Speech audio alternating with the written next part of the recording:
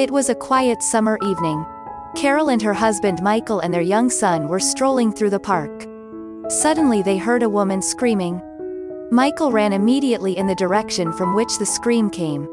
A few seconds later he saw a woman pinned against a tree, and two men next to her. One was snatching a bag from the girl, and the other was holding her by the throat and trying to get under her dress. Michael ran up to the one who was closer to the young woman and punched him in the back. The ruffian groaned in surprise and was immediately punched in the jaw, from which he fell to the ground. Michael had his back to the woman and braced for another fight. But no fight ensued.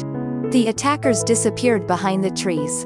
Carol approached and began to calm the woman, who was also pregnant.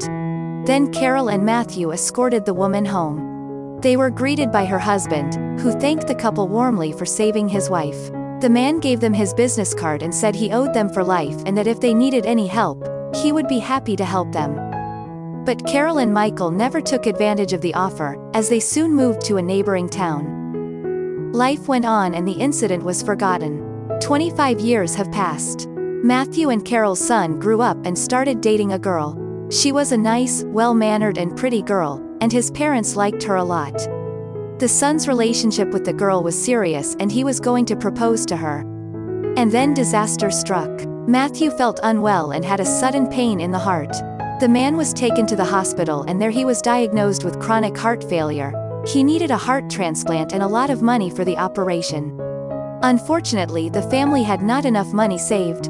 And then something unbelievable happened. The son shared his grief with a girl and it turned out that she had very wealthy parents who offered to help. When the girl's parents came to Matthew's hospital to meet and greet him, neither he nor Carol recognized them.